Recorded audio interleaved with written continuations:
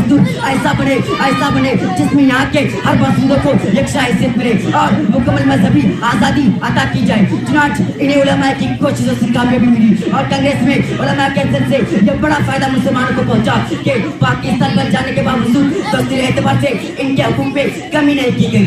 अस्सलामु अलैकुम व रहमतुल्लाहि व बरकातुहू। अल्हम्दुलिल्लाहि रब्बिल आलमीन वस्सलातु वस्सलाम अला रसूलिहिल करीम, अम्मा बाद, फ़अऊज़ु बिल्लाहि मिनश शैतानिर रजीम, बिस्मिल्लाहिर रहमानिर रहीम।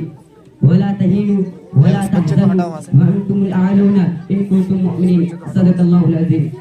मैं कोई मुकर्रिर नहीं के तकरीर कर सकूं, मगर चंद दिनों में इस मकतब में रहकर जो कुछ भी सीखा है आप लोगों के सामने पेश करना चाहता हूँ। आप लोग इसे गौर से सुने।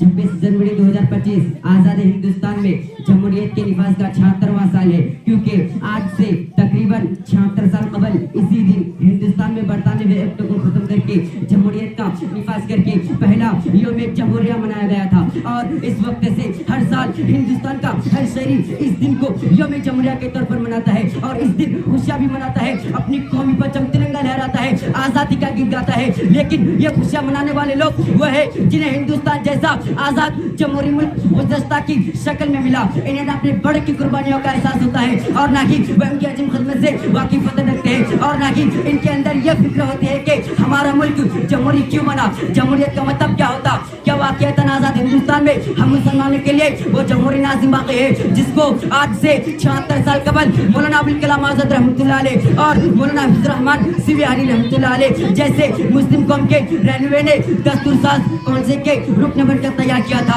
अफसोस सद अफसोस आज तो हमारे सामने तारीख पेश की जाती है, मुल्कों को आज़ादी दिलाने वाले नामों का तस्करा किया जाता है, हिंदुस्तान को जमहूरी मुल्क बनाने वालों को शुमार किया जाता है, लेकिन आज की पेश होने वाली तारीख हकीकत से बदली हुई होती है। आज स्कूलों, कॉलेजों, मीडिया वगैरह सबका तस्करा तो होता है, लेकिन उन लोगों को दूर रखा जाता है जो इस मुल्क को आज़ादी दिलाने के लिए वक्त की मसल लोगों को झिझोड़कर आज़ादी की राह का राह बनाया। बरतानवी इस्तेमाल के मुकाबले में जिन्होंने अपने जानों का नजराना पेश किया, फांसी के फंदे को चुमा और सीने पर गोलियां खाकर शहीदान कौम मिल्लत की फहरिस्त में अपना नाम सुनील और रुस्तरक्ष कराया। लेकिन अफसोस क्या जिन्हें तारीख से मिटाया जा रहा है, इनके नामों का तस्करा करने पर हरारत महसूस की जा रही है। बच्चों को उनकी जिंदगी और मुल्क के लिए उनकी खिदमत को बताने में शर्म महसूस की जाने लगी है। आज जरूरत है कि हम अपनी नई नस्ल को सही तारीख से रोशनास कराएं और इन्हें बताएं कि तहरीक आज़ादी से लेकर बरतानवी इक़्तिदारों और इस्तेमाल के बीच कई और मज़हबी इक़्तिदार की हिफाजत में मुस्लिम उलमा का किरदार है।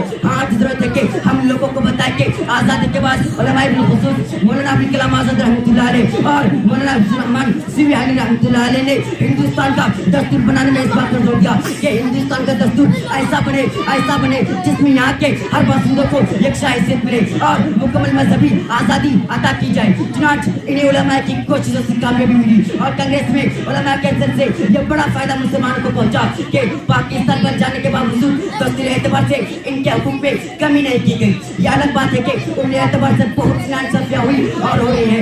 आज अगर देखा जाए हिंदुस्तान के मौजूदा सूरत हाल में तो मुसलमानों को उनका हुकूक से महरूम किया जा रहा है। आज इन्हें अपनी मजहब पर अमल करने की इजाजत को छीनने की कोशिश की जा रही है, उनकी दिन वसीयत में दखल अंदाजी की जा रही है, उनके खिलाफ साजिश रची जा रही है, खुला जमहूरियत का मजाक उड़ाया जा रहा है। इसलिए आज जरूरत है कि हम अपनी तारीख को याद करें, अपने मुल्क की दस्तूर और कानून को समझे, हिंदुस्तान के आइन को लोगों को बताएं और हिंदुस्तान की जमहूरियत की तहफ़्फ़ुज़ व बक़ा के लिए हर तरह से तैयार रहे। मैं इस साल की तरफ अपनी तकरीर को खत्म करता हूँ। हौसला हम मुसलमान रखते हैं, मर्तबा आलिशान रखते हैं। क्या हौसला हम मुसलमान रखते हैं, मर्तबा आलिशान रखते हैं, दिल में ला इलाहा इल्लल्लाह हकीम पे चाल रखते हैं। वाज़ का माशाअल्लाह, बहुत ही बेहतरीन अंदाज में बच्चे अभी तकरीर पेश कर रहे थे। आप लोग इस बच्चे को दुआओं से नवाजिए कि आगे चलकर ये बच्चा एक मुकर्रिर में शुमार हो सके। अब इसके बाद मैं तकरीर में पेश करने के लिए मुश्किल को दावत देता हूँ कि वो आए और तकरीर करें।